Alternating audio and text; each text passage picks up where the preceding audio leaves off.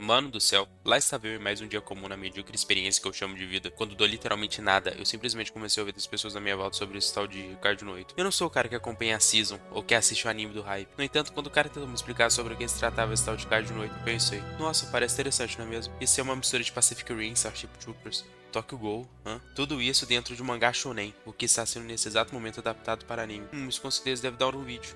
Contudo, tal qual a minha existência, de fato, que a história mais mequetrefe. Tanto é isso que eu estou há literalmente 2 dias vagabundeando para fazer este vídeo. Mas, mesmo sendo uma história um tanto quanto genérica para dizer o mínimo, a obra ainda traz algumas questões interessantes para serem discutidas, principalmente em um estranho e inexistente discurso sobre o que um shonen precisa ter para ser considerado de fato bom.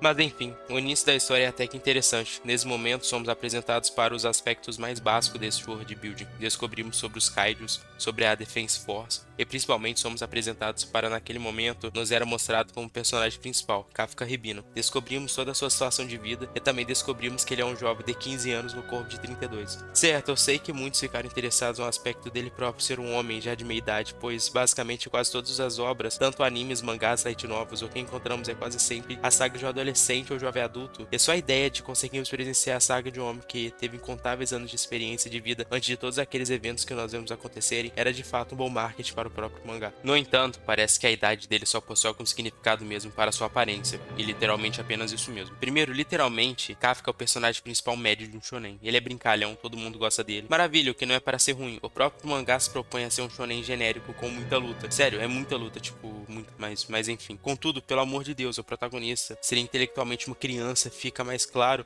quando percebemos que a única coisa que o move, o próprio motivo dele durante toda a trama é o seu amor de infância. Uma personagem extremamente sexualizada que o cara não via há 10 anos ou mais, mas que por algum motivo tanto ele quanto ela ainda assim gostavam pacas, o que não faz o menor sentido se você é um ser humano normal. Não tem propósito para tudo isso, mas estava lá e nós temos que simplesmente aceitar. O que eu achei interessante foi que enquanto eu tava vendo o anime, eles tiraram toda essa parte sexualizada e só deixaram tipo personagens chatos mesmo. E claro, temos a incrível e bem construída cena de transformação. Tá, eu não irei reclamar disso, foi engraçado, mas literalmente não desenvolveu em nada. O personagem é o mesmo antes e depois de se tornar um kaiju, o que é extremamente estranho. Se você pega um shonen antigo, Blue Exhaust, por exemplo, você tem o protagonista, filho de Satã em pessoa, o qual, ok, o cara mesmo tendo a mesma personalidade após descobrir que era filho de Satã e de ter basicamente matado seu pai adotivo, ele mesmo assim se encontra em um desenvolvimento de personagem, o qual se intensifica basicamente a cada pequeno evento. Claro, é um shonen, você não está esperando algo incrível, mas poxa, ao menos existe, sabe? Pois o que temos aqui é literalmente um cara com a mentalidade de 15 anos e que vai passar toda a história, ao menos até o momento atual, agindo da forma como age desde o primeiro capítulo. Outra coisa muito estranha também é o fato de que mesmo o Kafka sendo tecnicamente o personagem principal, o autor dessa obra está mais interessado em desenvolver qualquer outro personagem, literalmente. E para piorar, eles tendem a sempre focar nos personagens mais chatos e sem personalidade possível. Todo mundo é um indivíduo perfeito que compreende e ama o Kafka, ou ao menos começa a o amar 2 minutos depois que o conhece. Foi a mesma coisa com Kikoro, aquela garota chata, extremamente talentosa, que ganha um arco de personagem bem mais interessante que o do próprio Kafka e o do seu pai. Ou como, meu Deus, esse personagem não faz sentido. Ele era apresentado de uma forma sendo durão, mal, apenas para no final, logo antes de basicamente morrer, o autor começar a falar: não, galera, esse personagem é maneiro também. Eu só escrevo personagens maneiros e legais, beleza?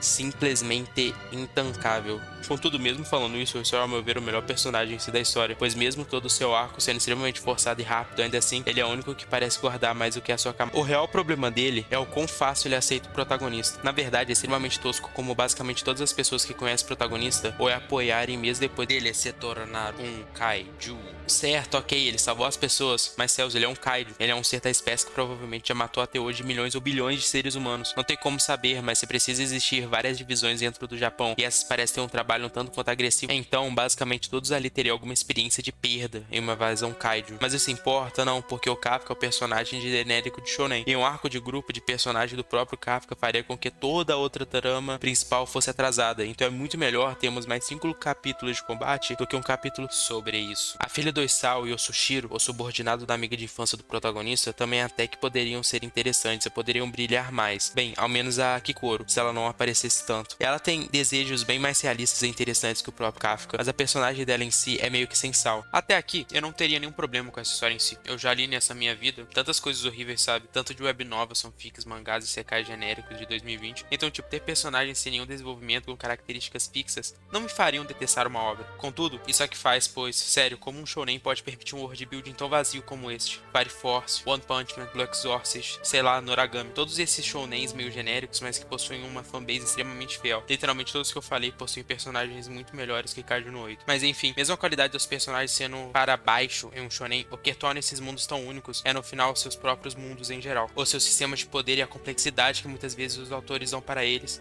apenas para criarem um mundo que as pessoas possam ver nessa ilusão como algo verdadeiramente mágico. Cells, Hunter x Hunter é para alguns a perfeição nisso.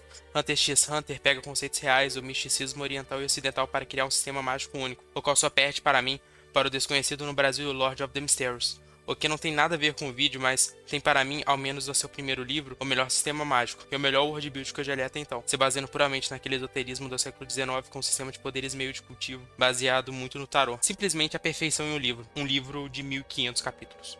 Mas enfim. Enquanto isso, enquanto Blue Exorcist tem um mundo rico, um mundo de fato mágico, Kaiju no 8 tem Kaijus e a Defense Force. Isso não é pouco claro, mas não é como se existisse algo além disso, pois existem Kaijus e eles apenas existem, e eles não parecem alterar em nada a sociedade, a qual parece existir tal qual a do nosso mundo. E isso meio que tem tido passagens do mangá que mostram que os Kaijus já existiam neste mundo dessa antiguidade. Céus, eu posso aceitar isso. Eu posso aceitar que uma força de defesa humana que age apenas depois que um Kaiju destruir bilhões de patrimônio privado, basicamente todo dia em alguma parte de cada país de fato existe, mas apenas me dê motivos para acreditar nisso. Eu não quero a simulação de um mundo com essas características, eu só quero algo além de pessoas se escondendo após um treco feito de carne de 1 quilômetro começar a pisar em bairros inteiros. Parece que as vidas perdidas nesses eventos são zero, e no final, diferente de One Punch Man, onde cada distrito é grotescamente grande, aqui nós estamos no Japão, um país relativamente pequeno. Enquanto que os kaijus de fato parecem ter as suas classes, ninguém liga para isso. É muito diferente de Tokyo Ghoul nesse sentido, pois Tokyo Ghoul, em 2016 por aí, todo mundo sabia da mística dos Ghouls, daquele saco de IRC, dos tipos de Kagunis, o sistema de poder de Tokyo Ghoul, enquanto este fazia sucesso, era de fato querido por aqueles que o assistiam. Agora Kaiju no 8, meh. E a Defense Force, que coisa mais genérica. E isso me deixa meio irritado, pois a ideia de armaduras que transformam humanos em super-humanos é tal qual os Kaijus, algo extremamente da hora que facilmente chamaria atenção para a obra. Contudo, fora uma ou outra passagem, não importa de fato. A pessoa vai ter o poder que precisa ter para a cena que precisa realizar, elevando pelo fato de que todas as pessoas, além do próprio Kafka, são completamente e absolutos gênios, meio que só estraga o que poderia ser uma das melhores partes da obra. Ou seja, se eles estragaram basicamente todas as interações possíveis de personagem, estragaram os Kaijus, os quais são ainda mais genéricos do que os alienígenas de Starship Troopers, o qual foi lançado em 1959 e é um livro extremamente fabuloso, recomendo. Estragaram a Defense Force. O que diabo sobra então? Sobra o combate, claro. E no final eu acredito que é aqui que reina o aspecto do porquê esse mangá ser tão falado hoje em dia, pois para as pessoas que curtem luta bruta,